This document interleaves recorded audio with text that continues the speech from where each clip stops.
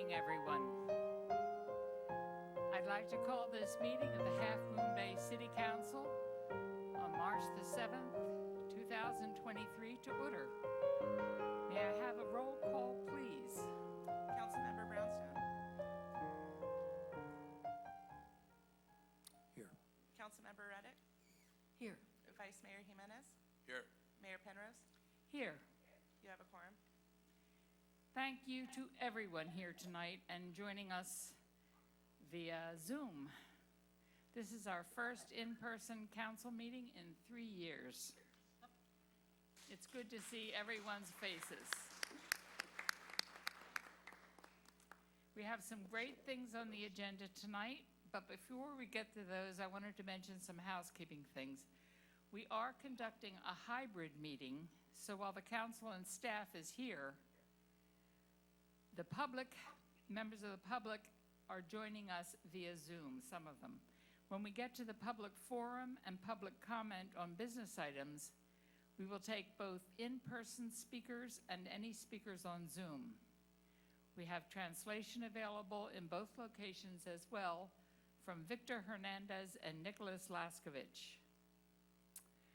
Okay, with that, I'm very pleased to introduce Troop 263, who will lead us in a flag salute and the Pledge of Allegiance.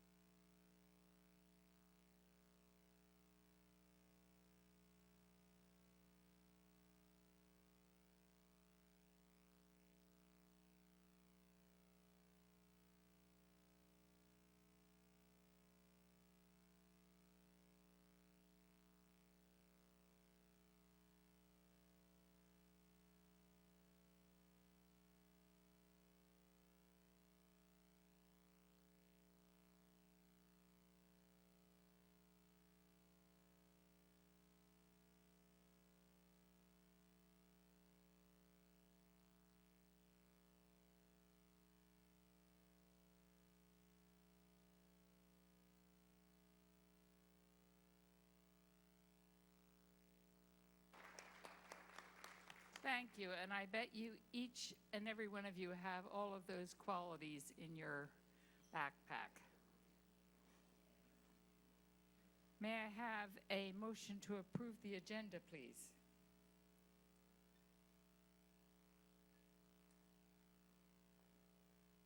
So move. Second. Roll call, please. Mayor Penrose, now that we're back in person, you can say all in favor, say aye. All in favor, say aye. Aye. Aye. Thank you. Any nays? Thank you. Tonight we have a very special item under presentations to honor the first responders who were the first to arrive at the scene and protected the Half Moon Bay community during the mass shooting incident that took place on January 23.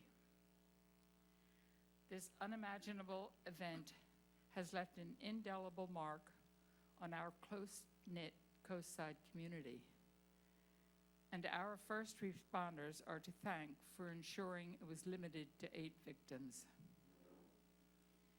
It is important that we as a council and community recognize the extreme sacrifices that our first responders make day in and day out, putting their lives on the line to help protect our small, wonderful community. They risk their lives away from their families so that we can feel safe with ours. I am forever indebted to our first responders for helping us get through such a horrific crisis. First responders face incredible challenges every day to keep us safe. This past year and throughout the years, it has been especially true as our public safety personnel continue to uphold their oath to protect and serve during catastrophic storms, a mass shooting, and a global pandemic. While we appreciate the work of these individuals each and every day, the City of Half Moon Bay wants to ensure we dedicate extra time to thank them for their selflessness and dedication. The city wants to personally thank all those that provided help and support during the mass shooting event. I'd like also to acknowledge Sheriff Christina Corpus, who is here tonight, for her leadership during this tragedy. First responders included those from the San Mateo County Sheriff's Office, CAL FIRE San Mateo Division, the San Mateo County Emergency Medical Services Agency, American Medical Response, and the San Mateo County Office of Emergency Communications. At this time, I'd like to recognize and call each of them up. As I read your name, please gather to my left. Once each of you have been recognized, the City Council would like to personally thank you and take a picture. We have certificates for each of you that Captain Alban, Deputy Chief Cox, and Travis will or have distributed. Once again, thank you so much to each and every one of you. We are incredibly grateful for what you do for the Coast Side each day. From the Sheriff's Office, Captain Rebecca Alban, Sergeant Brian Moore, Deputy Kyle Ballard, Deputy Tony Skiva, Deputy Jeffrey Fu, Deputy David de Guzman, Deputy William Suarez. From CAL FIRE San Mateo Division, Engine 40, Captain Stephen Chubb, Captain Ryan McGlynn, Engineer Paramedic Thomas Newt. Engine 41, Captain Ryan Carmody, who couldn't join us tonight, but we still recognize him, Captain Sean Davis, Captain Paramedic Tyler Martin.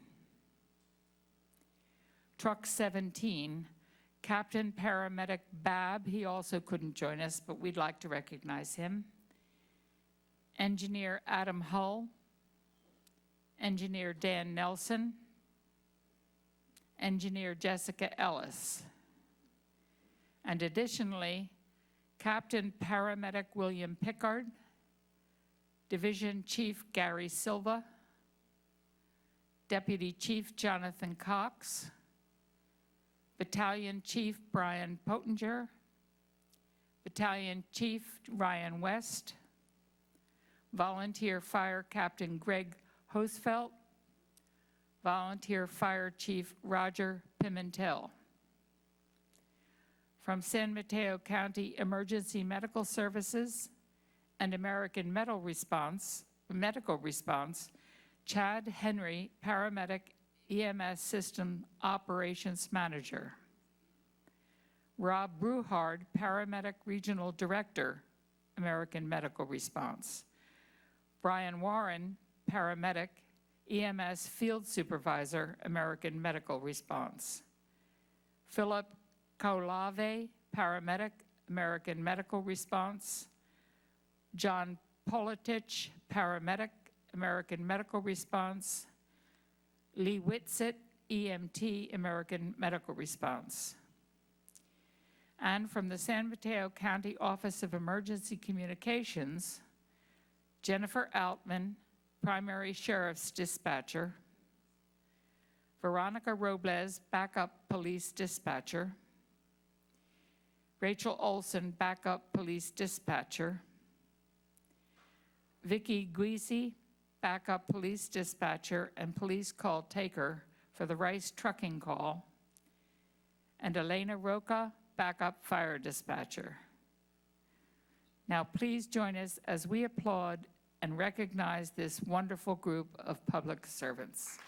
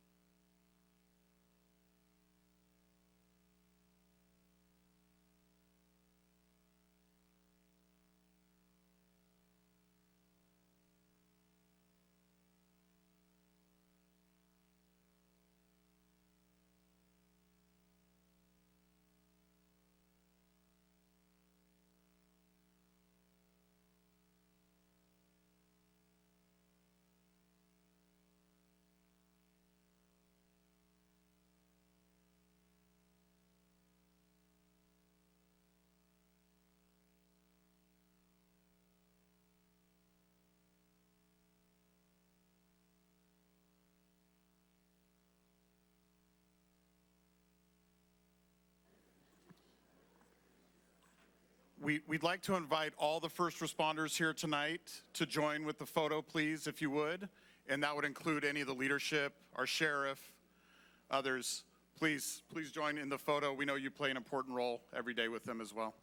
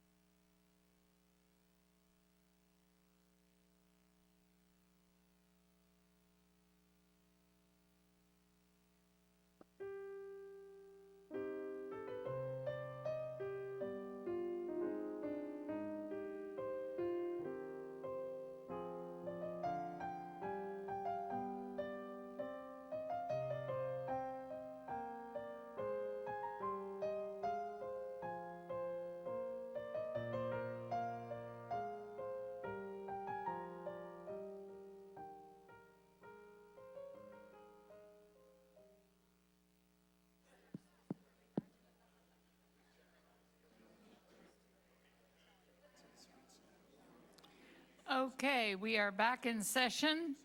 It's time for the mayor's announcement of community activities and community service. There is a run for the homeless during the month of March from 3/1 to 3/31 with a party on April the 8th. Teacher Appreciation Fundraiser event going on March 16th from 4 to 6 p.m. Please contribute to your teachers who take money out of their own pockets to supply their students. On March 18th at 2 p.m. at 777 Miramontes, the Coastside Community Orchestra has their spring chamber music concert. On March 31st at 11 a.m. in IDES Hall is the 51st Annual Farm Day Luncheon. An important one this year, I think. For a more complete calendar of events, please take advantage of the wonderful website that Coastside 365, which is the Chamber of Commerce's website, which she just put up, and it's got all sorts of events on it. We also have our city newsletter, which describes events, so thank you. Next on the agenda is report out from recent closed session. Our attorney, Catherine Enberg. Thank you, Mayor and Council. The Council did meet in closed session earlier this evening to talk about two cases of existing litigation. Both cases are entitled Casa Mira Homeowners versus California Coastal Commission. Nothing to report out of closed session. Thank you. We now will hear from our city manager for updates to council. Thank you, Madam Mayor. We have several updates tonight. The first will be from Karen Decker on the Coastside Victims Fund update. Great, thank you, Matthew. And good evening, Madam Mayor, Council, and community. I'm here to provide an update on the Coastside Victims Fund, which your council unanimously approved by executive order actually a month ago today. So since that approval, much has happened. This fund was created at the urging of victims advocates from other mass casualty events and was rooted in best practices. And the purpose of this fund is to provide long-term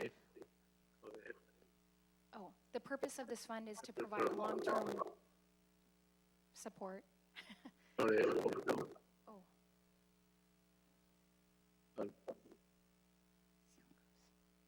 I think it's the translators interfering. Not at all. Long-term needs of the survivors, that's really the intent of this fund. So since approval last month, the San Mateo Credit Union Community Fund opened the fund. I think it was in a matter of a day, moved very quickly, and is administering it. The Mavericks Community Foundation convened the Oversight Committee, and their main responsibility is working on the protocols and the distribution allocation, which is going to be based on a severity of injury, also rooted in best practices. The fund has raised over $90,000 to date.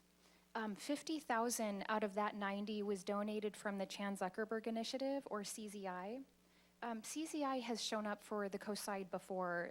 They have awarded grants in support of the Coastside Recovery Initiative, Rancho San Benito, Digital Navigators, and then after the tragedy on January 23rd, they reached out yet again, and in addition to this incredible financial contribution, myself, along with other city staff, were really moved to see the whole CZI Bay Area giving team present at the vigil at MacDutra. So I just wanted to point that out. In addition to just being wonderful partners, they have shown up for Half Moon Bay and the broader Coastside community in many different ways. In addition to the $90,000 I mentioned, we were asked to submit a funding request to California Wellness, and that is pending approval in the amount of $50,000. I just wanted to take a moment to provide some context in regards to the victims. All of the victims who died were farm workers, and all of them were breadwinners. All but one were parents. Some had toddlers, some had children in college, some had adult children. 4 of them were grandparents. All of them had loved ones that they did not get to see very often because they were working extremely hard to provide for their families. Financial scarcity and financial responsibility among this group of victims is very specific because of who it happened to and where. This fund is intended to alleviate some of that financial burden. Most of the families of those who died will not be able to come to see justice in court for a variety of reasons, which is yet another way these loved ones do not have a voice. We know that post-traumatic stress disorder plays out over time, and we know that some children and several coworkers were witness to the violence. So funding for mental health over time is another long-term need that we're anticipating this fund will help with. We have an individual with life-altering injuries who continues to remain in a care facility. We have been working very closely with 18 households that have been displaced and who have had to start over. And that can play out in a myriad of ways, as you can imagine. And so I just wanted to reiterate from the original presentation that 100% of the funds raised will go directly to the survivors impacted by this tragedy. There are no means tests, there are no fees, there are no citizenship requirements. And if anybody is compelled to make a donation, there's several different ways to do that. There's a slide that shows a QR code that will take you to the CoSideVictimsFund.org website. Anybody can walk into the Bay Area branch of the credit union located near Burger King to write a check. PayPal online is another option. So there are many different ways to give. And I'm happy to take any questions.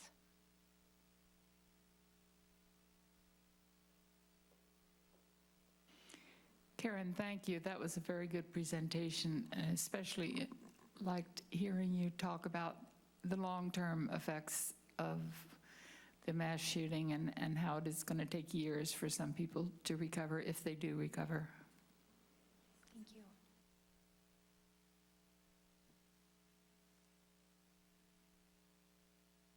Thank you, Karen. Next up, we'll have a brief update on the priority setting process from Lisa Lopez Rossi.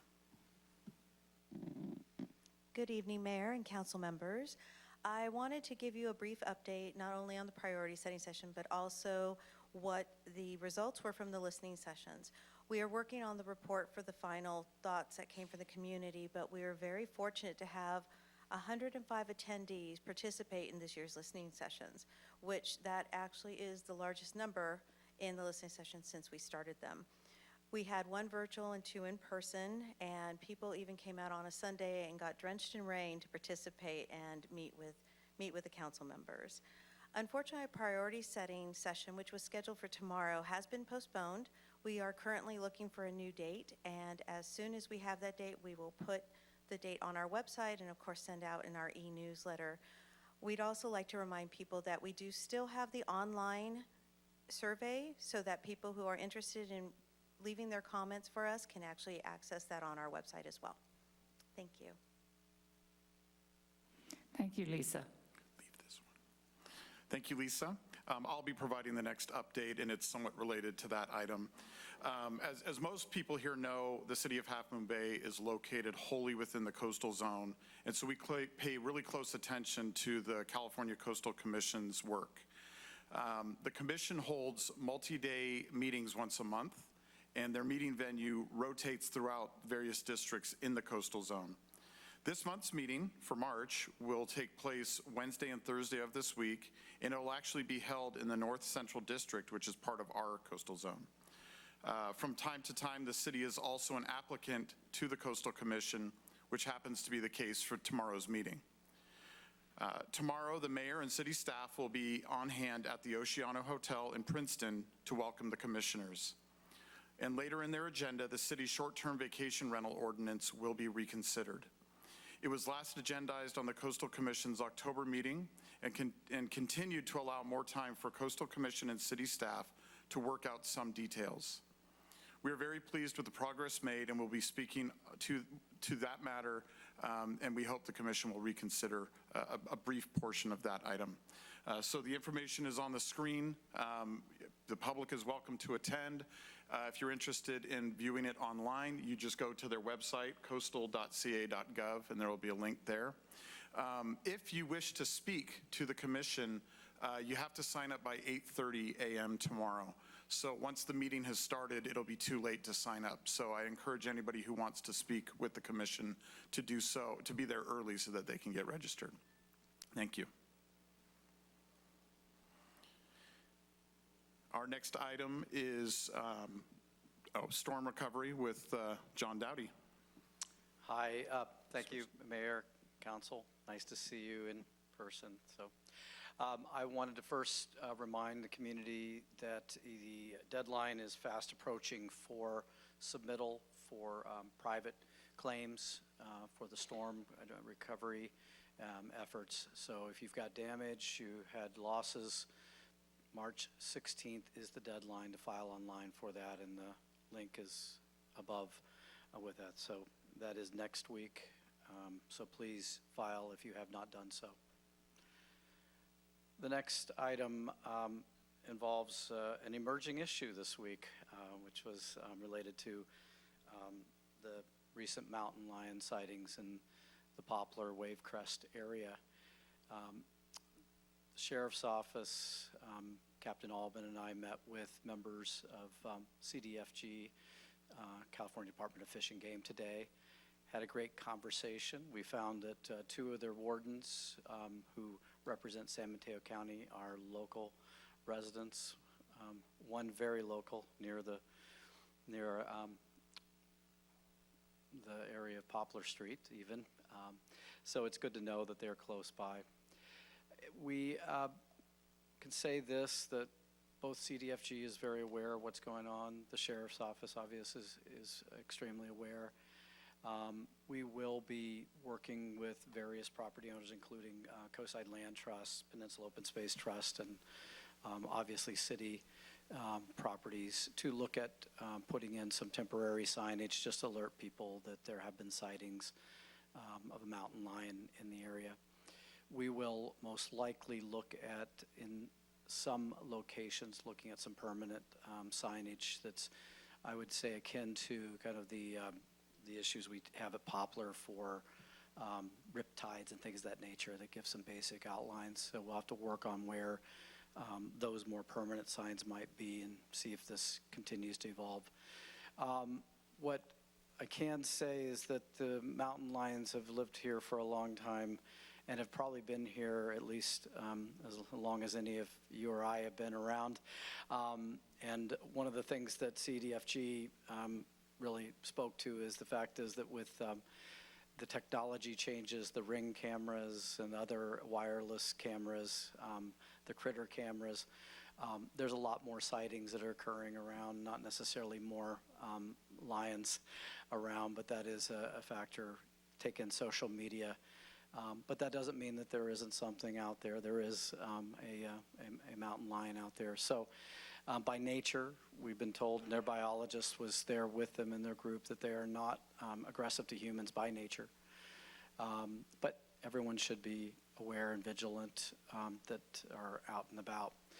So a few things to keep in mind is, in a general sense, for anybody that's out and about in the community, particularly in those areas, is to always be alert, to avoid the early morning walks and runs where possible, particularly if you're alone. That does tend to have some issues, concerns if there is some aggressive behavior. One of the big issues and one of the reasons why wild animals tend to start to merge and mesh into the community and into the urbanized areas, it's easy food source.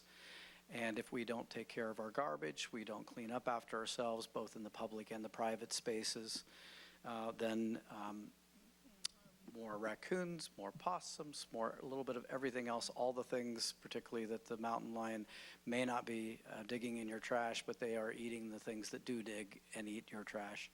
So it is important to keep that in mind. That is a circle in that deal in the food chain, and they are on the high end of the predator modal on that deal, but they are looking for those.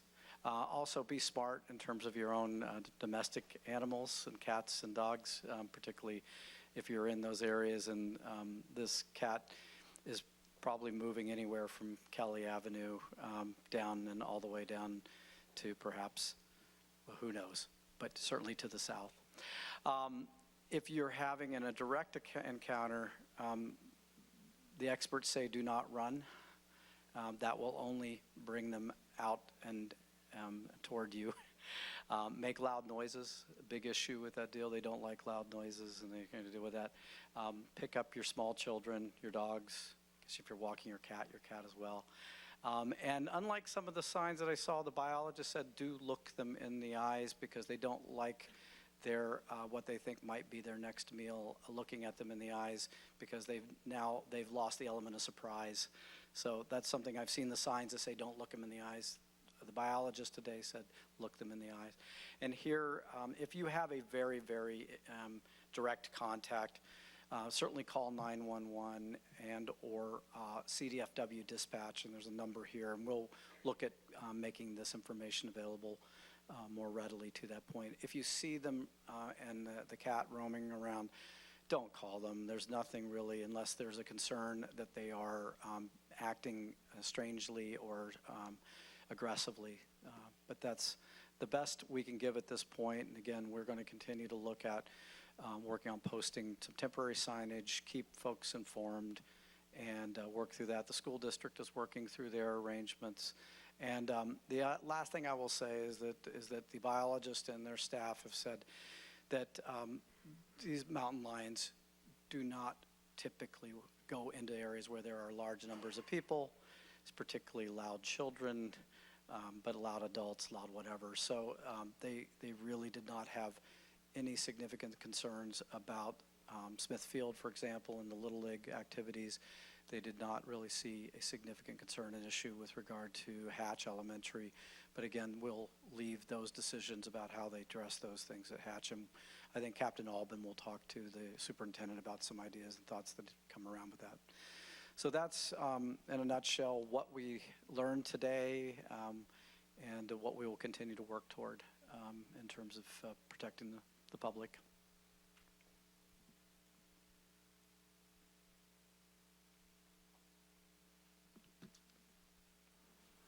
Okay, and our final update is Jennifer Chong talking about the CARES program. Good evening, City Council and community members. I have a quick one for you, and it's a little bit of a preview to our first business item of the evening. But we wanted to take a moment to invite everyone to come and join us for CARES' first birthday. Our CARES program is turning 1 on March 16th, but we're going to have our open house on March 15th, which is next Wednesday. It'll be right across the way at El Centro's office, so in the Shoreline Station from 3 to 5. There will be an open house, there'll be some light refreshments, and both of the CARES teams will be there on site to meet and greet our community. So please make sure you mark your calendars, come on out. We'll be waiting for you, and we look forward to having you all there.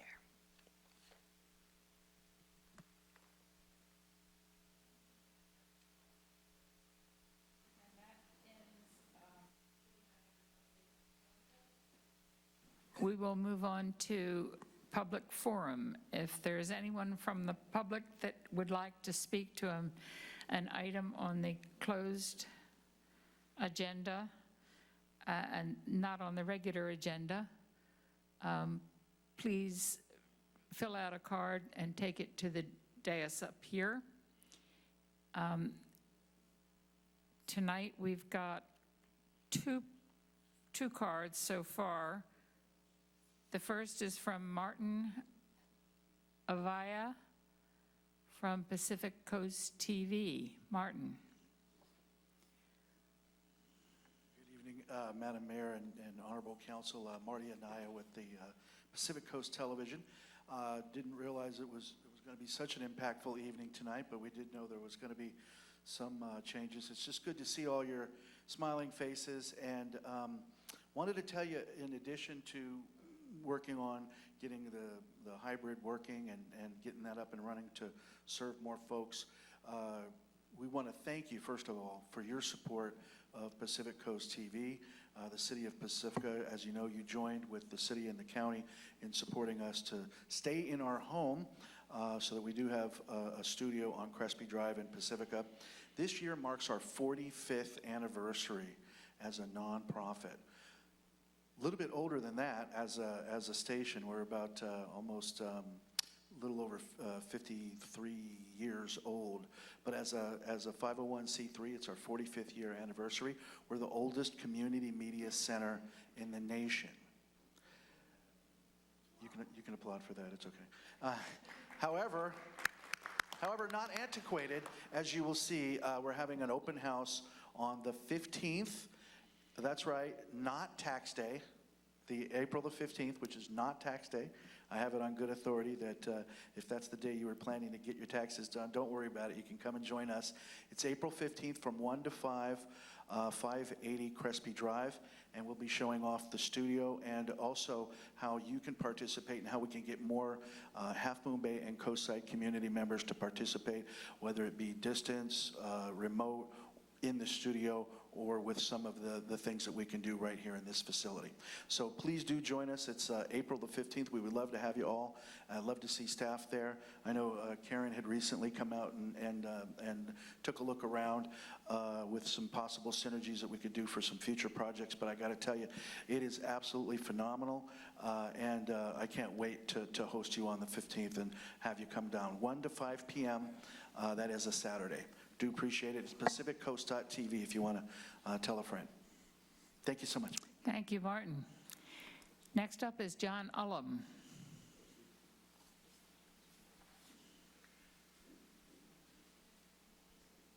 Is it on? How you turn it on? It is on. Thanks, John Ullum. You know, the last couple of years have been really hard on everybody, and the last couple of months have just been horrible. There's no way around this community. So it really feels good to see you all here. It really feels good to see people coming in, talking about what they have to talk about, seeing people meet each other again for the first time since this has all started. And I just want to say thanks. I'm glad you're all here and glad we're all here. The only serious thing I got to talk about tonight is there seems to be a real disconnect in this community about the value of the workers who serve us. You'll see a lot of people talking about the housing crisis and phrase it in terms of they don't get to live where they want to. And it's as if them being here means nothing to us. And, well, of course, we all know that's not true. The city wouldn't function. Stores wouldn't function. There'd be no sales tax coming from the hotels or the motels. You know, this would be an outpost. The housing prices of housing values would drop if everybody had to drive 20 miles just to go get a gallon of milk or a gallon of gas. And so I don't think I've seen it, and I might be wrong on this, but do we have any kind of holiday or any kind of event that recognizes and celebrates the people that serve us who can't afford to live here? You know, who have to live 5 people in a small space to pay 5 rents. You know, we don't have anything like that in this community. And I see that disconnect in the newspaper every day where people just don't understand the value to our individual lives that the people who are, you know, struggling so hard on this coast side to make a living, you know, bring to us every day. So, I don't know. I've kicked around some ideas, you know, a day of where just none of them come to work, but that's unrealistic, and you know, it's really easy for guys like me to say, but you know, when you don't have any power at all, and no one even recognizes that you're there, you know, are you going to take that kind of risk? I think it's up to us. Thanks. Thank you, John. And do we have speakers, public speakers that are going to speak to us from Zoom? I do, Mayor, but first we also have Rocio Avila, who's here and is going to speak in person. Thank you.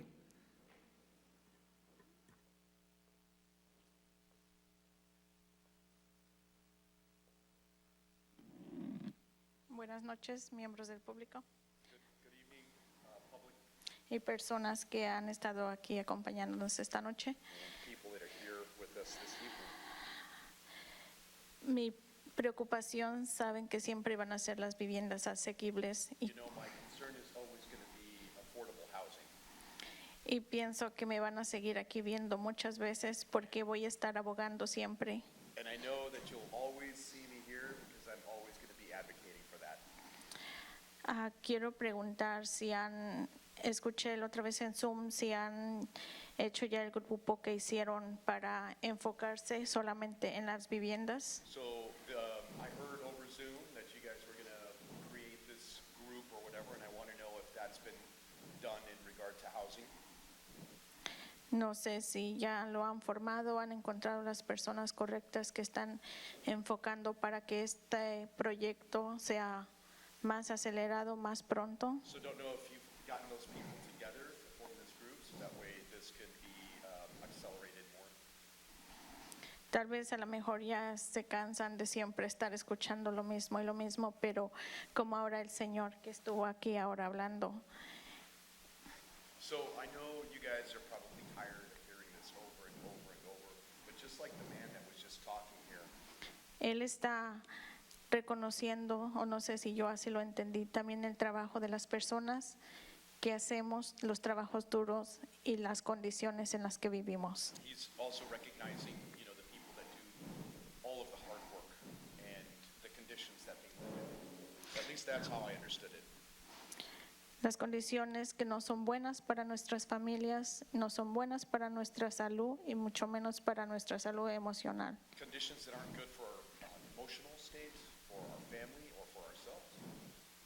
Así que espero que por favor nos ayuden, hagan lo que puedan de su parte para estar unidos y para que este proyecto pueda hacerse más, por favor, más pronto.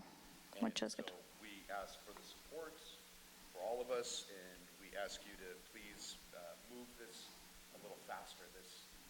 Y necesitamos las viviendas para los trabajadores del campo y los trabajadores esenciales de aquí de la costa. So we need housing for farm workers and for essential workers here on the coast. Gracias.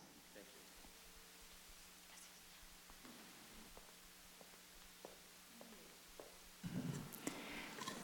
Thank you, Mayor. I have two speakers on Zoom. The first is Moshe Hain.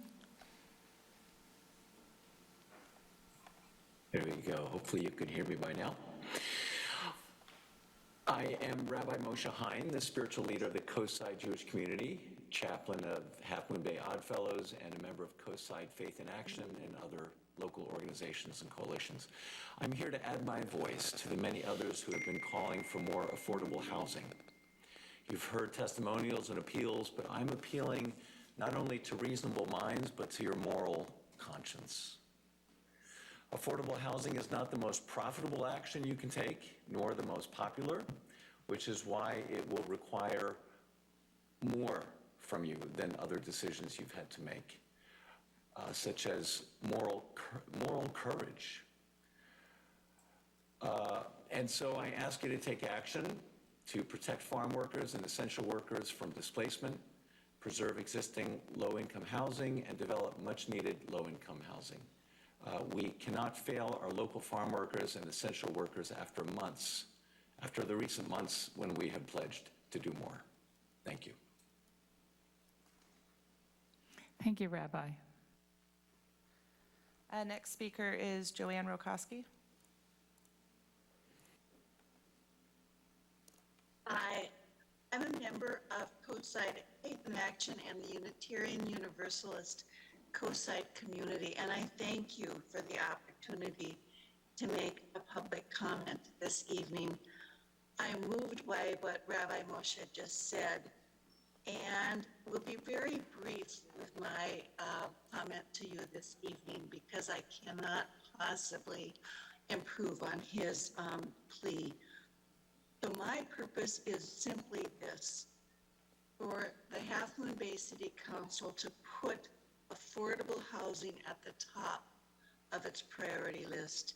I know that when you do meet, you will have many considerations. So please do not forget the urgent need for both new housing options and for protection of current renters from displacement by unjust rent increases and evictions without cause. Our low-income and very low-income community members deserve nothing less. Thank you. Thank you, Joanne. We have one more speaker, Carolina Carbajal.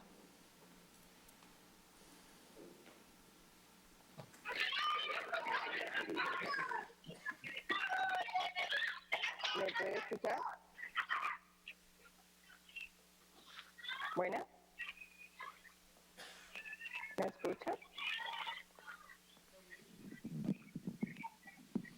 ¿Sí me escucha?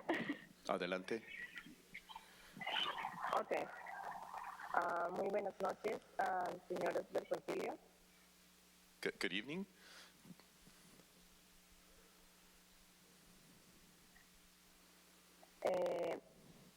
Queremos retomar nuestra petición sobre una prioridad a las viviendas. We want to Yo sé que talk about affordable housing, ustedes han de estar cansados de nuestras súplicas de eso. and maybe you guys are tired of us asking for Pero that. tomen en cuenta que somos una comunidad muy amplia de latinos necesitando vivienda. But keep in mind, we're a community where there's a lot of Nuestros Latinos, niños merecen un lugar adecuado donde vivir. and we all deserve an Los adequate place to live. niños están sufriendo For the las kids, they're suffering. consecuencias de vivir hacinados. Aparte de eso, sufren las consecuencias de lo que pasó anteriormente en And then nuestro aside from all of pueblo, that, they're suffering all the consequences of what de la happened, violencia que se está viviendo. with the violence that we're all living in. Creo que es tiempo de que la comunidad comience a pensar en una mejora I para think there la should be ciudad y some los betterment. habitantes que también somos nosotros. Personas latinas que también Latino pagamos or Latinx, impuestos. who we also pay our Personas taxes. que estamos aquí dispuestos a trabajar por nuestra comunidad. So for all of Hacer us here también working for our cosas buenas community, por la comunidad. Sé que nuestro pueblo en este momento necesita muchos cambios y mejoras. so and our town needs a lot of betterment, a lot of changes. Sé que su lista de prioridades es muy grande. Sé que debemos de cambiar muchas cosas, So as far as the priorities go, we need to make a lot of changes. pero tomemos en cuenta que la vivienda But let's keep es in mind, una prioridad muy grande housing y amplia. is Por favor, también tomen en priority. cuenta sobre la renta, and so also hacer keep in un mind about the evalúo rent sobre la renta. or the rents. Nosotros ganamos el mínimo So we y las rentas están earn minimum wage. extremadamente altas. And the rents are Son really high. costos inalcanzables para un sueldo mínimo. And so it's really Por hard to favor, pay el these rents control for de a la minimum renta wage. también es algo muy importante. Por favor, lo pedimos no solo para nosotros, And we're not just sino asking que this for para todos los ourselves, trabajadores esenciales, para but los all campesinos. essential workers. Escuchen nuestras súplicas, So por favor. Si ustedes listen hacen to eso our por supplications. la comunidad se los recompensará. Muchas gracias. thank you very much. And I apologize because the reception was a little hard to hear, but I think that's in the spirit of. Thank you, Carolina. That concludes public forum, Mayor. We move on to our consent calendar. Is there any item on the consent agenda that council wishes to pull?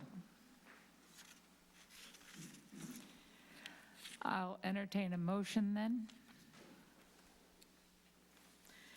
I am moved that we approve the consent calendar, including items 1A, waive reading of resolutions and ordinances, and item 1B,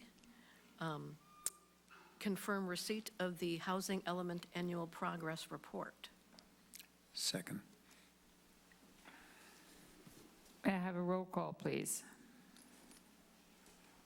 Or can I do this? All in favor, say aye. Aye. Aye. Anyone not in favor, say nay. Motion passes. We are moving on to ordinances and public hearings, and tonight there are none. We will now move to resolutions and staff reports and begin with item 3A, the CARES program, a one-year update. Thank you, Madam Mayor. I'm really excited to provide this update to you tonight. As has been mentioned, we are reaching our 1 year of operations of this incredible program, and we're really grateful to be able to present to you tonight. With me to help present is Jennifer Chong. She's a Senior Management Analyst in the City Manager's Office.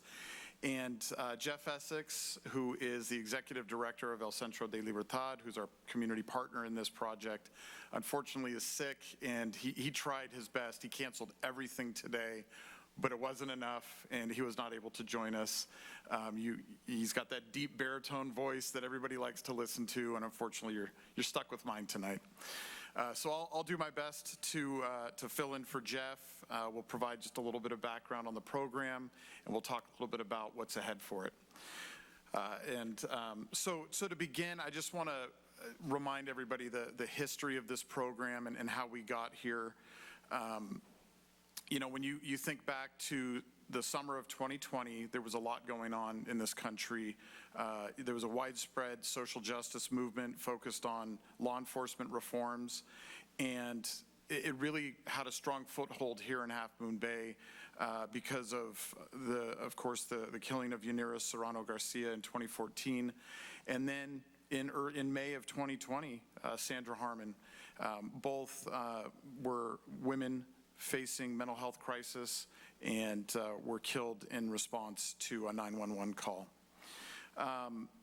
In response to that, this council prioritized seeking ways to overcome these challenges and put together a subcommittee and worked with staff to identify recommendations to potential reforms here in Half Moon Bay and working with the Sheriff's Office. There was a lot of outreach, a lot of community input, and a lot of public discussions. And the result of all this work really was the launch of the Crisis Assistance Response and Evaluation Services, or CARES program, which launched on March 16th, 2022. Our partner in this, of course, is El Centro de Libertad, a local nonprofit based out of Redwood City, but with a local office here for 20 years. And really an organization that was well suited and well aligned with our priorities and our values, and had the right human and other infrastructure to launch this important program. We're really grateful to them, and we're also grateful for other agencies that help support us and fund this important program, including San Mateo County through its Measure K sales tax, the Behavioral Health Justice Intervention Services Initiative through the state of California, and Kaiser Permanente. Next slide, please, Jennifer. So we just want to do a little bit of background. I'll breeze through this because I just can't do it justice the way that Jeff would. But the CARES program, really what it is at its core, is an alternative for dispatching and responding to calls involving a mental health crisis here on the coast. It's aimed at redirecting calls from law enforcement and other first responders and providing additional support to those first responders when needed. And when the response happens, their goal is to de-escalate and provide connections to sustainable mental health services and treatment. Next slide, please. So the point of this is to minimize law enforcement dispatch to mental health related calls. Many of the mental health calls that come to 911 do not need an armed response. And our law enforcement will be the first people to say that that's the case. Our goals include diverting people from the criminal justice system, interrupting the cycle of mental health crisis within families, and lowering the costs associated with mental health care. So the CARES team is made up of two individuals. Initially, when we started this program, one was an EMT, a licensed EMT, and the other was a specially trained mental health responder. As we've worked our way through the last year, we've determined that EMTs are hard to recruit for and not necessarily have to have that entire skill set to do this work. And so we've shifted to provide basic life support training to all of our mental health responders, which means that everybody on the CARES team has the same set of skills. We always have at least one member of this CARES team bilingual in Spanish, and have already started talking about how we can incorporate Mandarin Chinese, given what we've learned about our farm worker population here on the coast. It's really important that one or both of these workers has lived experience, understands what it means to have mental health crisis, and experience those challenges, and most importantly, overcome those challenges. And then these workers have to be supervised by a licensed clinical social worker. CARES is dispatched through the 911 system, but in July of this past year, 988 came online in San Mateo County, and that's another number that people can call if there's a mental health crisis. I'll talk a little bit about 988 because it's such an important piece to this work that we do. When you call 988, the call is answered by someone who's trained in mental health services, and they can help guide you, provide support, and help to de-escalate the crisis. And often that can happen over the phone. When it can't, they can directly contact the CARES team to come in and connect with you and support you. We do want to keep these responders safe, and so we don't respond to calls where there's weapons, a medical emergency, or a crime happening, but they will respond with law enforcement and other first responders to support those types of calls. And there's a great partnership that happens with our first responders, and so this team is dispatched on the primary channel, the communications channel that all of our first responders use, and they communicate directly with them and keep them apprised of the situation and how things are going, so that if support is needed, it can happen very quickly. Once the team arrives, they try to assess the scene, de-escalate, and then develop a plan to help people address the crisis that they're having in their lives. If the scene can't be stabilized, they can be transported to a medical facility, to mental health facilities. They can perform what's called a voluntary 5150 hold, which provides opportunities for more services. And sometimes they do have to escalate for law enforcement to come and provide support. The CARES team currently responds from 8 a.m. to 6:30 p.m. 7 days a week, and they cover the entire mid-coast of San Mateo County, from the Montero tunnels to Moonridge. They'll respond to homes, businesses, public spaces, really anywhere that they're needed. And after the initial response, they make sure there's a warm handoff to our great mental health providers here on the coast, and then they do follow-up visits to make sure that people are progressing through their care plan so that they can, again, overcome this cycle and get into a situation where their mental health is improved over the long term. We want to share a few stats. We'll have more stats coming soon, but in the first 9 months of this program, CARES responded to 280 calls for service. And that number is really interesting because it tends to double almost every month as more people know about the program and as our first responders partner with us and see the value in it. They provided 40 transports to other facilities. They've engaged with 213 individuals. An 87% stabilization rate, which is really incredible, and followed up 360 times with an average response time of 8.5 minutes. Some of the really big successes for this program include the work we've done with the Sheriff's Office.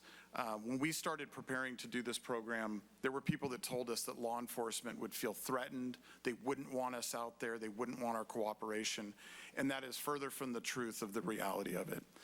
Our law enforcement are really supportive of this program. They're our greatest partners, and they're so happy to have this important resource to support them in their work and supplement them in their work. We've had really great success in recruiting mental health professionals. We now have 2 teams. That's what allows for 7 days a week of service, and have had no issues recruiting really great people to work on these teams. The community support has been really important, and the CARES team played a special role in the response to the January 23rd shootings. If you have questions about this program, here's Jeff Essex's contact information. He loves to talk about the CARES program, and you can always contact him. If you know people in other areas of the county or other parts of California that are interested in a program like this, we love to share it, and Jeff is the person to point people to. And with that, I'll turn the time over to Jennifer, who will talk a little bit about how this program is funded and what the future of the program looks like for us. Jennifer. Great. Thank you, Matthew. Okay, perfect. So I just have two quick slides, just to, again, give you a little snapshot of what's to come from today moving forward.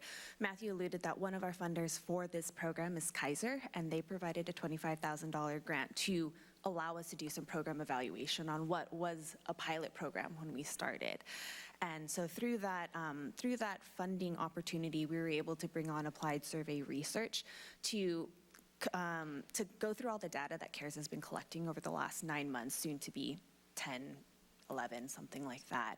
And so attached to your staff report was the first 3 quarters of the visualizations that Applied Survey Research has provided us. In addition to that contract, they're also going to be doing a Q4 visualization, which should be coming out as soon as we have the data from the CARES team. They're also going to be doing a final report, which is a 20-page report of everything that's gone well, pretty much a summary of everything that we've learned this past year. And then we did opt in to also create a toolkit, which is really intended to help other communities that need this program replicate our success. I think we mentioned it in the staff report that this model is being talked about everywhere. Jeff is getting asked to present at all types of conferences. He's getting calls from people around the state, around the country, and it truly is something that Half Moon Bay can be extremely proud of. And so we are making that investment to make that toolkit so that other communities that need this service can replicate it and learn from our mistakes and our successes and hopefully help us improve our program. So that's coming within the next couple months. And then just moving forward, you know, with every good thing, there is a cost. And so we are looking at an estimated $500,000 operating budget per year for the current CARES program. And again, this program has expanded from just Half Moon Bay to include Mid-Coast, to include a little bit of South Coast, and we've expanded the hours significantly since we first originally started the program. We recognize that's a big number. We want to assure the council and the community that we are not expecting this community to front that cost. We are actively looking for grants. We got a significant grant from Badges, the Behavioral Health State Department, and we're currently in conversations with them about getting some additional funding from them, hopefully $150,000, and we'll keep the council and the community apprised of if and when that money comes through. There's also a state law that was passed, AB 118, that is going to create this crisis grant program that's coming out anytime this month. And so we're closely watching that, and I think we had a local advocate that was on that committee that created the policies of what they're going to be looking for recipients of that grant. And so we're very closely looking at that as well.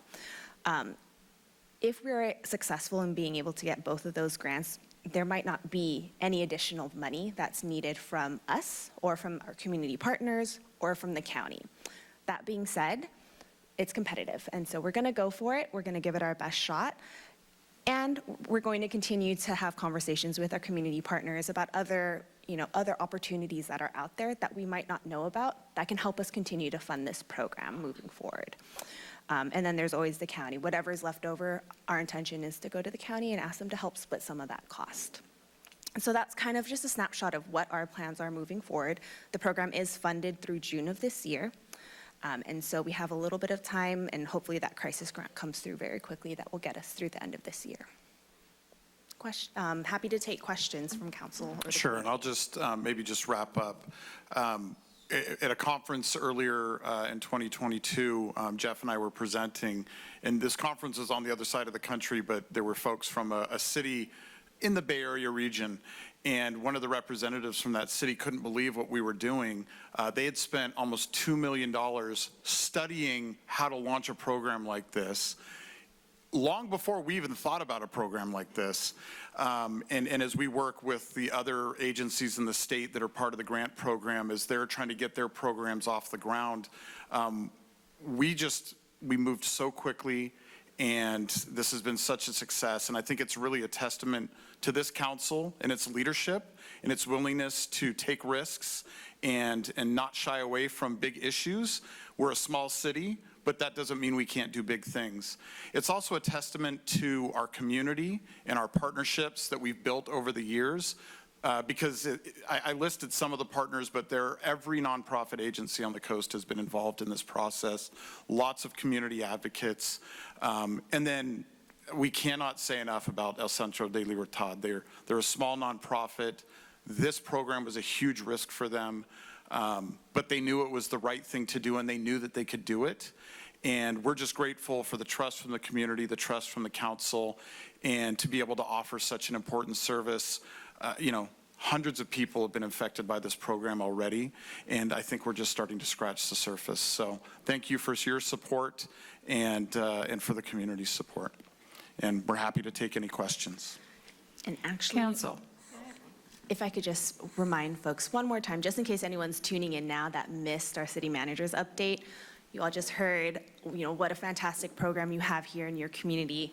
Please come and celebrate CARES' first birthday next week. Come celebrate the team, come meet them, and thank them for their service to the coast side. And give us that date and time again. It is, thank you, Mayor. It is Wednesday, March 15th from 3 p.m. to 5 p.m., Shoreline Station, right across from the Ted Adcock Community Center. And I'll leave the slide up for the rest of the discussion. Great, thanks. Yeah, so we want to keep this program moving forward, and you mentioned it's going to be really important to be competitive.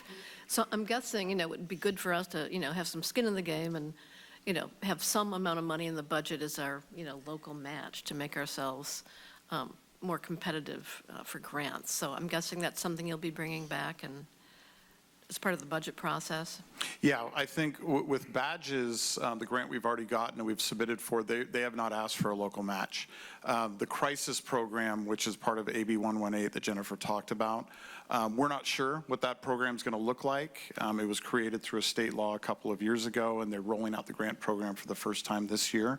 If it requires a local match, yeah, I think we'll be working with the county, who is served by half this program, and determining how we develop that local match. And we would bring that forward before the budget if needed to be part of that grant application process.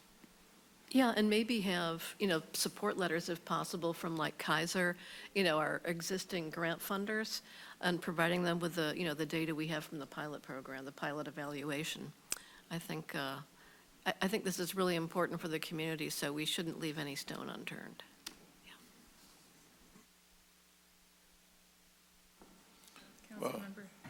Vice Mayor Jimenez. Thank you.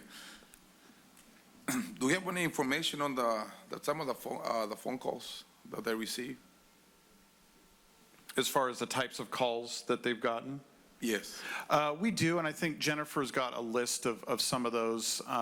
Most of the calls have been just a traditional mental health crisis or suicidal ideations, where in the past, the only option to respond really was law enforcement.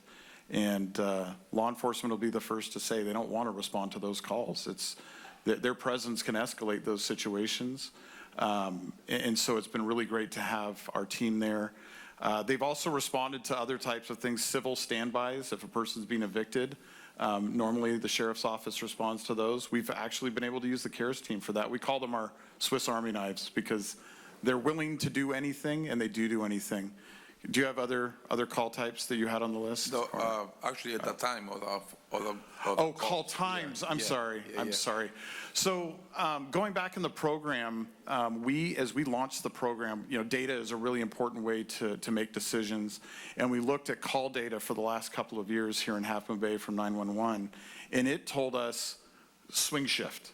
That was the time to do this. So we originally launched the program I think it started, the responders would start at noon and they'd go till 8:30 p.m. And very quickly we realized that around 6 p.m. things started to get really quiet. And so we slowly shifted the hours downward. And as we did so, we started to pick up more and more calls. And then it was clear that this service was really important for the schools.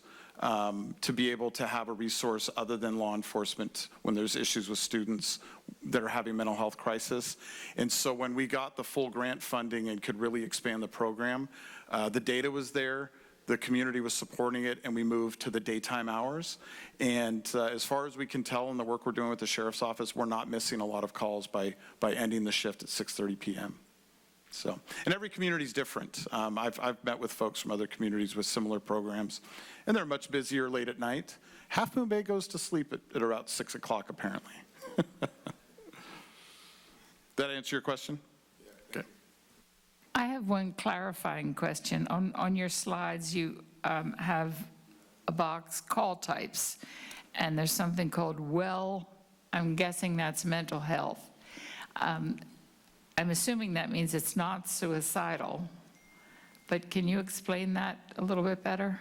Sure, and this is where I wish Jeff was here because he'd be able to give you probably every single call. He recalls so much of this intimately, but there is a separate line for suicidal threats specifically. So in that box, if there was suicidal threat calls, they are listed separately than the mental health calls. Which, and you're correct, MH is wellness mental health. Thank you. You're welcome. Councilmember Brownstone. Well, I remember some of the beginnings of this program and this effort. And it's really, if you think about it, it's an actual amazing story. The whole country was going through a lot of crisis. It's post-George Floyd. There were riots in the street. There was a huge focus on how law enforcement was working with various communities. And there was one program in particular that was cited in every newspaper, in every news story, of a city that had an alternative that was successful and had been in practice for many years. It was in Eugene, Oregon. I believe it was called Cahoots. And at the same time, we were having our own local conversations over many, many city council meetings about the state of law enforcement and situations where a lot of folks in this community felt intimidated, and that there are a lot of situations which seem to escalate quickly when an armed law enforcement officer came into situations. And I think we had our Yanir Serrano initiative, that one of the key components was, are there other kinds of first responders similar to the Cahoots program? So we actually contacted the Cahoots program. We had a council meeting where we invited the head of their program to speak to us in the community about how their program worked. And what's really amazing, that this little town that we have here managed to emulate this program fairly quickly. And, look at these numbers. 179 contacts with an 87% stabilization rate. Imagine what may have happened if there wasn't stabilization in those situations. Maybe someone would have gotten angry or gotten arrested. Not necessarily hurt or killed, but arrested, because things escalate quickly. So now we have this incredible group called CARES that is modeled after a lot of the Cahoots program. Their success is unbelievable. And it's happening here, all here in Half Moon Bay. And a lot of sheriff's officers see how those techniques work. It's constantly getting reinforced for them as well. So I just think when we look back on how this all started, it's an amazing story and where we are. And, there's that famous saying, sometimes it just takes a few good people to make a difference, and it always has. So thanks to the council and our community for being a beacon in this area and shining star, and I hope we can continue future success. And I'm pretty sure we'll get the grant money, because that's what they like to look at, successful programs. So congratulations to everyone. It's a great story. I did not ask for public comment, and I should have. I apologize. Do we have anybody that would like to speak on this issue? I don't have any speaker cards nor hands raised, but we could give it just a second to see if anyone raises their hands. If there is anybody that would like to speak, please raise your hand. Please come to the microphone and give us your name, please. My name is Tim Riley, and I'm an Assistant Scoutmaster Committee Chair for the Scouts, and here I'm interested in the CARES program because this past tragedy that we had in January could have been averted if just one person had befriended the person and said, hey man, it's just $100, you know, I can speak louder. Yes. If there was one friend in that guy's life who had asked him to step back and not respond in the violent way that he did, and yet we wait for the crisis to happen. And I wonder whether there's a way that a wonderful program like CARES could be leveraged to reach out to those people who have crises before they turn into these crises. And whether it takes the call from an individual to 988 or 911 in order to get that kind of help, or if there's some other way that we can get this program to be proactive in a way that prevents some tragedy that has already occurred in our community. So it's just a question to maybe spur the program further. Thank you. Thank you. Anybody else wish to speak on this topic? If not, I'm going to suggest that we take a 5-minute break, if that works for everybody. We'll come back at 8:25. Thank you.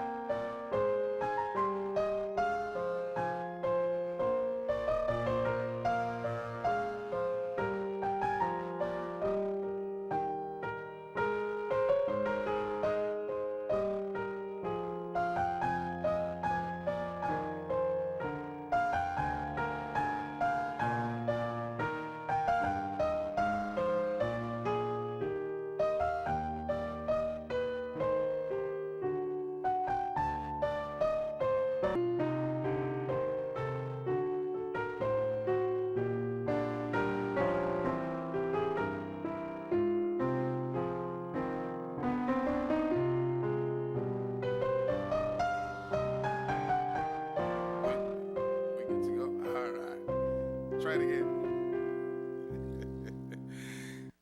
The CARES program is a program actually very dear to my heart. It came from the Yanira Serrano Presente program. It was the initiative that was brought to the City Council 2019, December 2019, and approved by summer 2020, and approved by us 2021. And this comes, from the incident that happened in Half Bay and the broader community together. And when I saw the CARES program presented to the community, the family of Yanira Serrano, the original program, Yanira Serrano Presente program, how they reacted and responded to a program that came to us in memory of the daughter of Yanira Serrano. And I was hoping for Tony Serrano to be here today so he can talk about it. But as I understand it, he is very happy with the CARES program. How do we the engagement of the program, with the engagement of law enforcement, with our community. And it's something that it was, when people talk about what have you done about it since Yanira, since the incident with Yanira, and then later in 2020, with the incident of Ms. Harmon, and this is what we've done. this is what we're doing. We're bringing support to the community. Our law enforcement, the way they're responding now to our community, last week, the reason I asked about the time of the calls, I received a call from a parent who was very stressed and very confused about calling 911 when one of the kids was having a nervous breakdown, and she was not sure about calling, but they did. And I was on the phone with her several times. The next day, she called to let me know how grateful she was with how the deputies interacted with the family and how they helped, her son. And this is something that we actually been looking forward to, getting this type of recognition from our community about our law enforcement. And it would be great if we can, add more hours to our program. I know this happened early during the evening, but maybe I know, like you said, half of me goes to sleep early, but yes, adding extra hours to our program would be great. And I'm very grateful that it was passed, that it was brought in the success of our program by El Centro de Libertad here in our community, and hopefully we can expand it throughout the county, because I know other communities have been asking about it, and that's a success that we want to learn about. So, El Centro de Libertad, thank you for offering the CARES program to our community, and looking forward to many more years of your service to our community. Thank you. Anyone else? Okay, we will move on then to item 3B. This is a workshop on feeding of wildlife draft ordinance.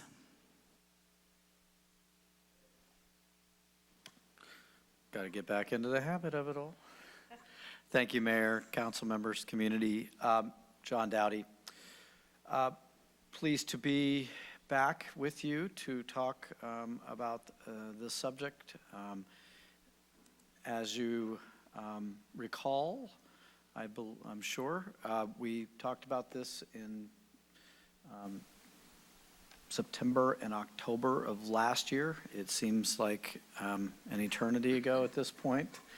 But there had been raised some questions about what could the city do in terms of addressing issues of folks feeding wildlife, and wildlife meaning virtually anything from birds to possums, raccoons, and I think at this point now we've landed on mountain lions as well. The timing of this item became more interesting as the Monday and the weekend sightings for the mountain lion. But tonight, we were committed to come back for you and the community to have a workshop and discuss a draft ordinance, and that ordinance is before you tonight. So the objective tonight is I'll try to be short in my presentation and answer any questions you or the community may have, conduct a workshop between both the community and yourself, and then ultimately provide direction to staff whether you're happy with the ordinance as proposed, whether there's adjustments that need to be made, and whether we could and should move forward with scheduling the public hearing for the ordinance itself. So again, this is followed up 3 different meetings, August 16th, October 4th, and the 18th, in which the council did speak to this issue and the community asked for your assistance.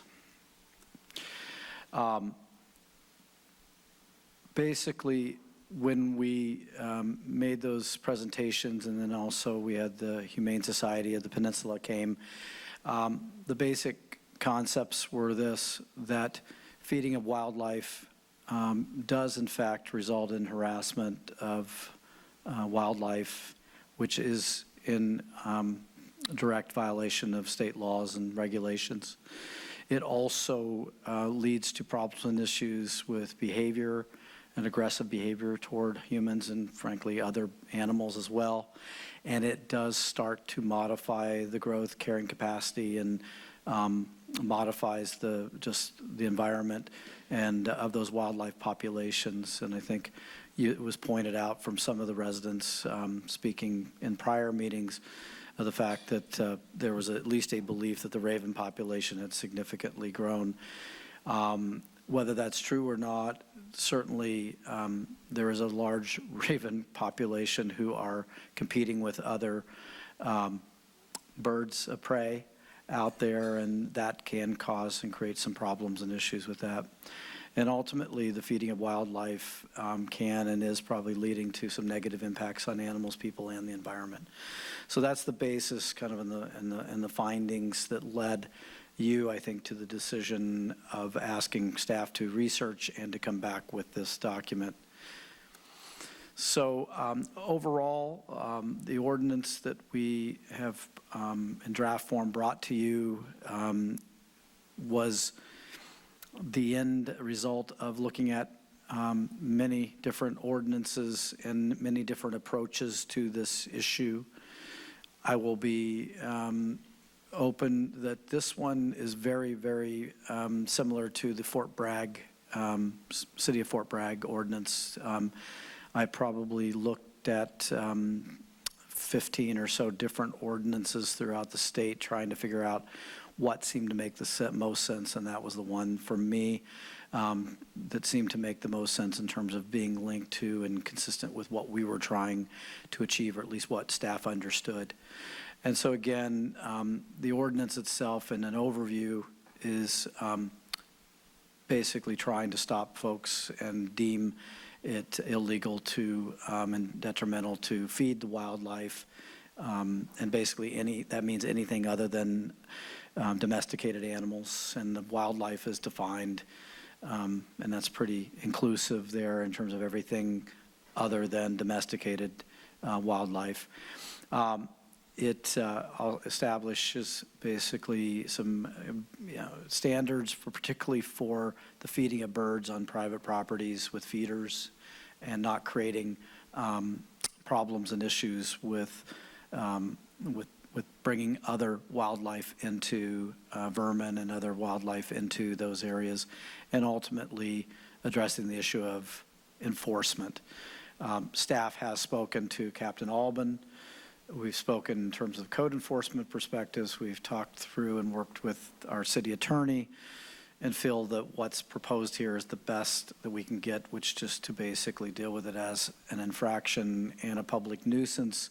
And it provides us the ability to write citations immediately if necessary, or to proceed to an issue of a normal, I would say a normal written correspondence-based enforcement action. So it gives us the flexibility to kind of look at all of those options. But I think most importantly is to allow for that infraction option if there's an imminent, immediate issue out there of someone. And again, I think with all of these ordinances, with all the regulations, particularly when we're dealing with any of the beach areas, we've been very honest and clear with the community and with you as council that we have limited access and limited exposure out there. But when we or sheriffs or other parties see someone violating the regulations and stuff, there is an intention that they will enforce and address that.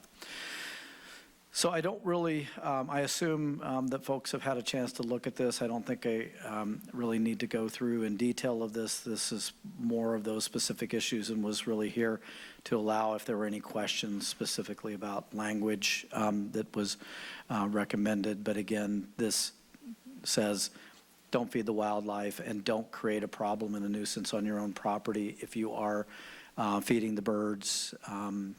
And dealing with that, again, you can feed the birds, just don't make a mess of it. Hang your bird feeders, clean up the mess underneath, and don't allow other animals to be attracted to that point, which will create other problems in the community. And ultimately, again, there are some specific provisions. These, again, I've seen in a number of ordinances, and it just basically says hang your feeders, put them in the right spots there so they can't be climbed. Hanging it doesn't allow squirrels and other animals and rats and things to get to the feeders and eat from those things, so there's a reason for that. And then just to point out that sections C, D, E, F, and G really just reiterate various sections of state regulations, but it seemed logical to just go ahead and put those in the ordinance itself to be clear about where there are exceptions to the rules a bit from the state regulation side. We also were asked by you to think about a temporary education signage out there. Our communications team, and I don't see Colleen here, but Colleen worked on this, and we've had these pretty well designed for a while, but this just got hung up with the storms and other activities and events that were going on, but these will be there at the printer, and they will be posted out and around and about both at Poplar and other points of access to the beaches, and then ultimately this could go beyond that point. But we think this sort of captures what we heard during a lot of the conversation with the experts in terms of addressing this. So this is intended to be educational as well as hopefully informational and hopefully a little bit threatening if it needs to be with that point, but in a nice way. We also envision, if the ordinance is ultimately adopted, modifying our parks and the beach signs to reflect the no feeding of wildlife, but also to look at other additional signage that are pretty common in the areas that we've seen these ordinances adopted. And finally, tonight, should you see fit, we would ask that you direct staff to schedule the ordinance for possible introduction, and we were targeting April 18th, if you so see tonight, to direct us. Thank you. That concludes my presentation. Thank you, John. Do we have members of the public that wish to address this topic? I don't have any speaker cards or hands raised.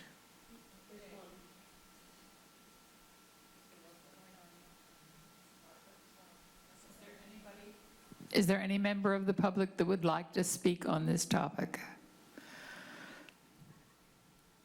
Okay, seeing no one, I bring it back to council. So I think staff's done a really nice job on this. I think the draft for purposes of the workshop is a good one. I think it covers, all the bases in a good way.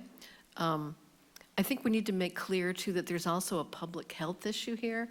Certainly there's a wildlife issue and an environmental issue, but there's also a public health issue.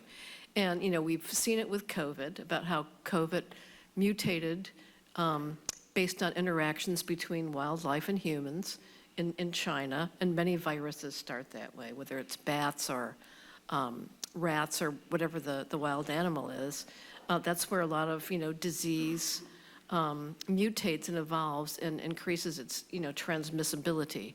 And, I don't know if you've been reading about avian bird flu, but it's impacting numerous populations of animals all over the world, from walruses and sea lions to birds to minks, chickens. You're paying a lot more for eggs because of avian bird flu. People have had to cull their chicken populations, in these factory farms or even in these free-range farms. There has been documented transmission between animals and human. What hasn't happened yet, but people are really worried at this point, is human-to-human transmission of avian bird flu. And the fatality rate is like 49.5%. So like half of the people who get it are dying. And, it's happening in this country.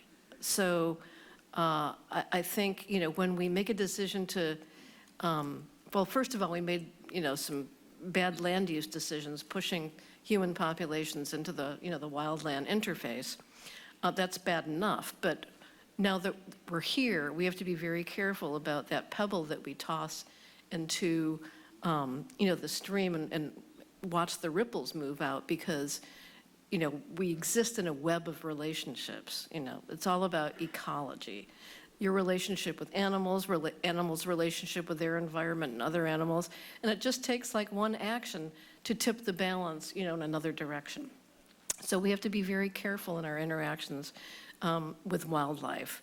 And, somebody said, well, why are you worrying about this? And, why wouldn't we worry about this? I mean, this is basically the classic problem of ecology and public health. So I think it's good that we're moving forward on this. There's been property damage, documented property damage. It's causing tension among neighbors in the neighborhoods. I think it, lays the groundwork for us to, as John mentioned, work with people, hopefully nicely, initially, but to issue penalties if we have to, because these are important things, I believe. So I would support moving forward with the ordinance. I think staff's done a good job. And I want to say thank you to the public who, brought this to our attention. Things like this can, get lost in all the really huge issues we're dealing with involving, shootings and housing and all that other stuff. So this too is important. So thank you. Councilmember Brownstone. Yeah, first I just had a quick question. I remember when this came up months ago, there was a particular issue with ravens where an unneighborly neighbor kept getting up at the same time each morning and feeding ravens, and there were hundreds of ravens being brought into the neighborhood. And I was just curious, has that been resolved? No. No, okay. So, yeah. Sorry. No, and that's what this ordinance is in part intended to address that and similar situations, which also exist. Which sort of underlines my point. I was thinking that it's unfortunate that you have neighbors who aren't considerate of other neighbors. And I remember when we talked about this, I mentioned a friend of mine out here on the coast who was talking to an ornithologist, bird expert, about ravens. And ravens are known as the juvenile delinquents of the bird families. They just go and hassle other birds just for the heck of it. So maybe on that signage, I really like that signage you had. So I saw there was a nice big raven there. Maybe put a cigarette in its mouth so, we can understand, remember that. Yeah, but yeah, we don't, why over-encourage a species that doesn't interact nicely with other species?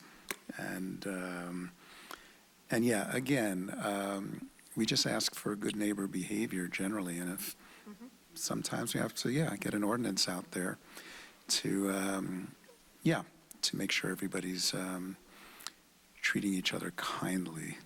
And that's what we're all about at Half Moon Bay. Yeah. Come here, please be kind. Please be kind. So thank you for putting together this ordinance, staff. It looks great, and I certainly support it. Just one more thing. To Robert's point, I like the communications piece a lot, but if we could also not forget the public health component of our message, that would be good.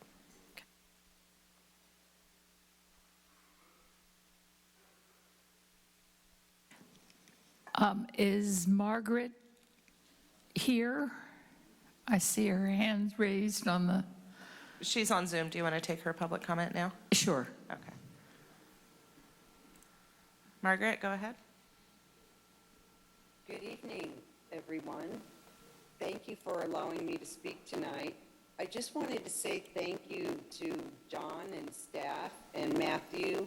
I know you originally came out to meet with the residents along with Debbie, and I read your ordinance. Well, I read your staff report and the ordinance, and I think you did a really great job, with the ordinance, and I'm hoping that City Council will recommend that they continue to introduce the ordinance and then enact it. And I also like the sign that you guys created, so thank you very much. I just wanted to say that. Thank you, Margaret. Well, I am also in favor of this ordinance. I think, John, you've done a really thorough job. It's not easy to try to cover all the bases with a situation like this, but it looks like you have. If there's anything you haven't covered, I can't figure out what it might be. So I am in favor of it, and I'd like to ask the council for a motion. Though this is a workshop, do we actually need a motion, Catherine? I believe we just have consensus direction at this point to bring it back for a first reading in a couple of meetings. So no motion is required. No motion is required. We read the consensus from the council to bring it back for a possible introduction and public hearing, and we'll target April 18th for that at this point. Great, thank you. Okay, with that, we move on to item 3C, the construction contract award for the Main Street Safety Improvement Project, CIP project number 1009.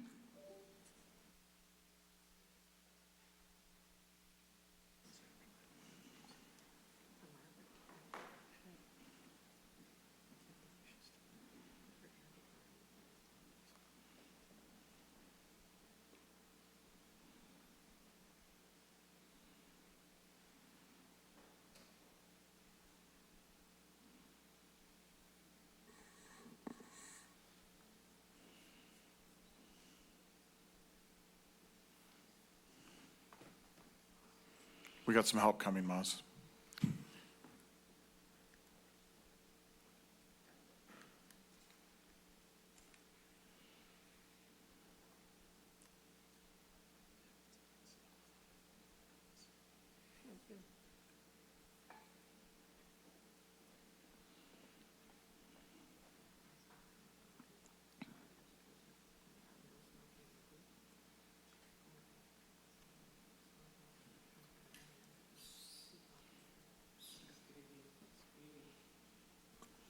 Good evening, council, mayor, and our wonderful community. Maz Buzerginia, happy to be here tonight to present this item on the Main Street Safety Improvement Project.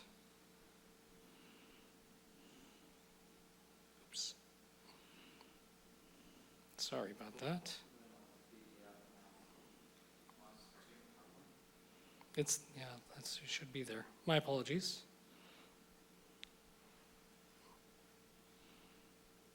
There it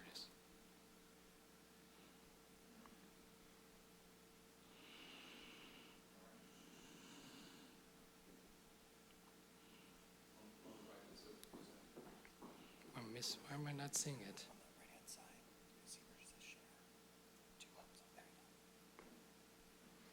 Sorry, it's been a while. Used to my own computer. All right. So yeah, I'm Maz Buzerginia. I'm happy to here tonight to talk about our Main Street Safety Improvement Project. Our request is to award and execute a construction contract with the lowest responsive and responsible bidder, Dryco Construction, for the Main Street project in an amount of $490,348 and some change, as well as the approval of a construction contingency amount not to exceed 15% or approximately $74,000 for the Main Street Safety Improvements Project, CIP number 1009. A little background, this project actually went out to bid last year. It was presented over the course of the time for development to the Bicycle and Pedestrian Advisory Committee, as well as the Downtown Business Association. And we've received positive feedback through that outreach process. We've provided notices to businesses and owners that are around the project's area. as well as the project, around the project limits, to know and receive no negative feedback. As I mentioned, we went out to bid last year, but unfortunately we had a couple of protests and we exercised our rights to waive all bids, which the council did at a meeting. And so now we were able to re-advertise and have a recommendation for you tonight. A little bit of background for folks that may be hearing this for the first time. The project is a street resurfacing. We're doing a street resurfacing project for the majority of Main Street and parts of Johnston and Corrales, starting from Highway 1 on the north end and going towards Corrales, where we ultimately link up to our new library.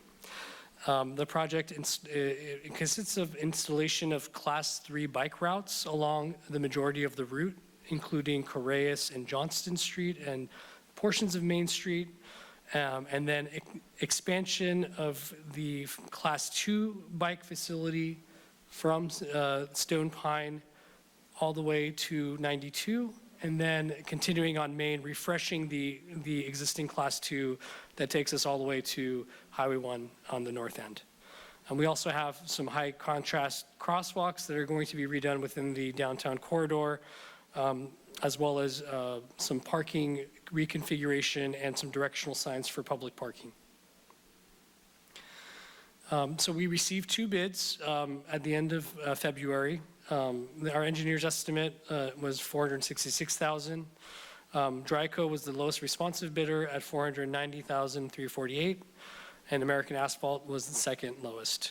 Dryco's bid was approximately 5% over the engineer's estimate. We reviewed the bid numbers and found no tabulate issues or any problems with the math on the bidding side. So the costs are reflective of, I think, what we're seeing in the construction economy these days, but again, close to our engineer's estimate, so we're happy with that.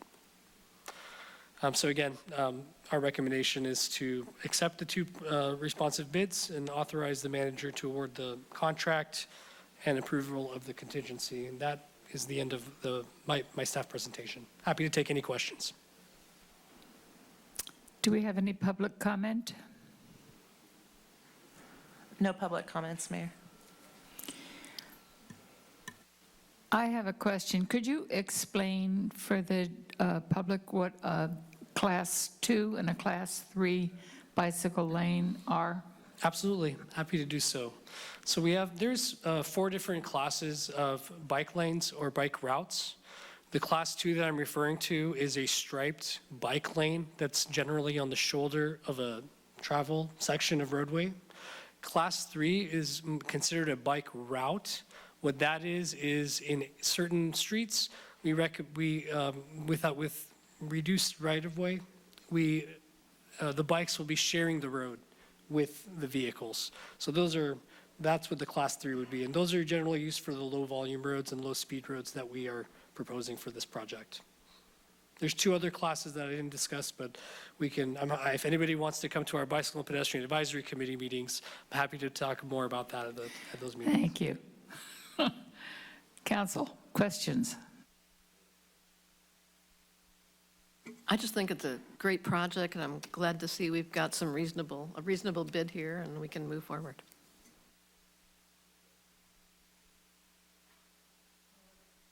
No other questions or comments. I'd ask for a motion, please. I'm happy to make a motion. I move that we adopt a resolution authorizing the city manager to award and execute a construction contract to the lowest responsive and responsible bidder, Dryco Construction of Fremont, California, in the total bid amount of $490,348.20, and approve a construction contingency amount not exceeding an amount of $73,552.23, 15%, for potential change orders for the Main Street Safety Improvement Project. Now, do I get a roll call vote, or do I just ask for ayes? Oh, I need a second first. May I have a second? Second. Thank you. Now, I ask for roll call, no? Ayes. All in favor? Aye. Aye. Any opposed? We don't need a roll call for awarding a bid of this scale? It isn't necessary. Of course, if there were any no votes, we would want to do a roll call. I would say it's the council's prerogative. If you would prefer to do a roll call vote for items such as these, then, we can go ahead and do that. I just wanted a clarification. Thank you. So if everybody else is good with that, fine. Okay, motion passes. We will move on to 3D. And Mayor, I will start this item and then hand it off to the city manager. This is the resolution to adopt a revised job specification and increase the salary schedule for the assistant city manager. And there is a bit of formality with respect to this item because the assistant city manager position is an executive level. So while you might see another position on the consent calendar for this type of item, this does require some formality under the government code. So specifically, prior to taking final action, the legislative body needs to orally report a summary of a recommendation for final action on the salaries and salary schedule and compensation for this position. We've done this before with the city manager contracts. And so with your permission, Mayor, rather than having the legislative body make that oral report, I would ask that you allow staff to do that. Yes, please. Terrific. So I'm going to pass this off now to the city manager. Thank you, Catherine. And I'll keep this short. For the past 6 years, I had the pleasure of serving as the assistant city manager here in this wonderful town. And with my promotion last fall, that created a vacancy in that position. And it has been dutifully filled on an interim basis by a couple of our staff. But it is time to make a permanent appointment there. And as we prepared to make that appointment, we looked at the job description and the salary. We realized it was a little bit outdated. It's a position that's evolved over the years. And the salary has not kept pace with some of our surrounding cities and was no longer in line with our compensation philosophy. And so the item we have before you tonight is to update the language in that job classification and bring the salary within the range of our compensation philosophy. With that, I will read the very formal language that our city attorney's office has prepared for us, and then I'm happy to take any questions. So in accordance with Government Code Section 54953C3, I am providing an oral summary of the recommended action. The item before the council tonight is to adopt the revised job description and increase the salary schedule of the assistant city manager classification effective today, March 7th, 2023. The assistant city manager classification was originally created 10 years ago to serve mainly as administrative support to the city manager. Over the years, the responsibilities have grown beyond the original intention. In addition, the compensation for assistant city manager has not kept pace with that of other peers within the county, as seen in the chart in the staff report. Therefore, it is recommended that the compensation for the classification of assistant city manager be adjusted. The proposed monthly salary range would be $16,185 to $19,673 to match the city's public works director salary range and better reflect the actual responsibilities of the position. The total annual salary increase is $19,152 per year at the top step of the range. The annual base compensation for the assistant city manager position will be $236,076 at the top tier. This is still less than the countywide average, but more in step with our peers in the county and in line with our compensation philosophy. Additional details regarding the item are set forth in the agenda and resolution associated with this item, and I'm happy to take any questions. Thank you. Thank you. Is there any public comment? I show no speakers, Mayor. Council, any questions or comments?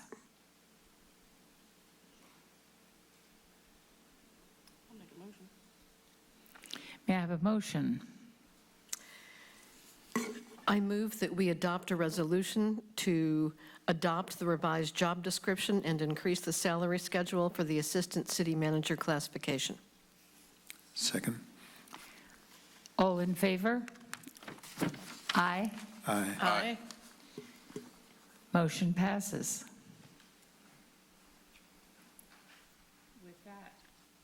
With that, I don't dare do this. Okay. Next page. Oh, thank you. Are there any commission or committee updates? We do not have any updates tonight, Madam Thank you. For future discussion, possible agenda items. Seeing none, City Council reports. City Council reports.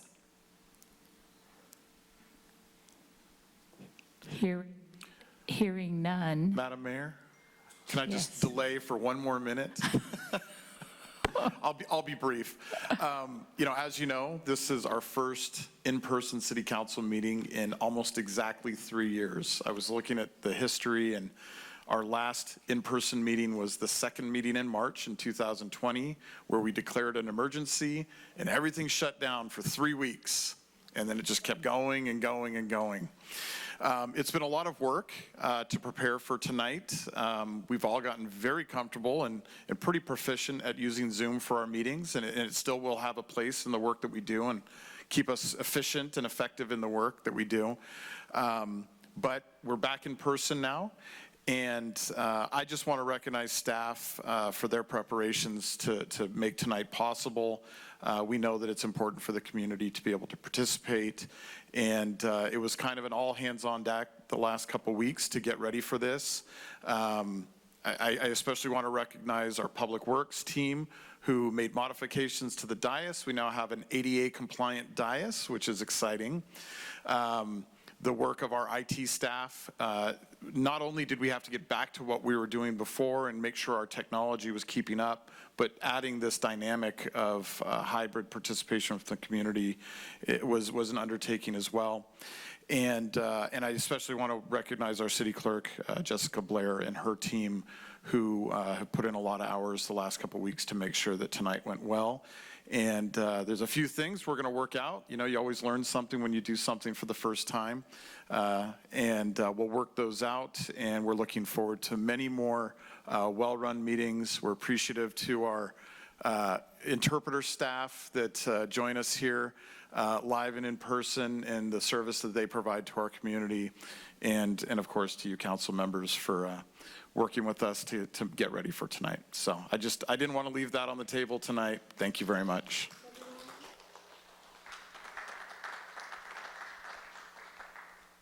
And our diehard audience members that stayed till the end.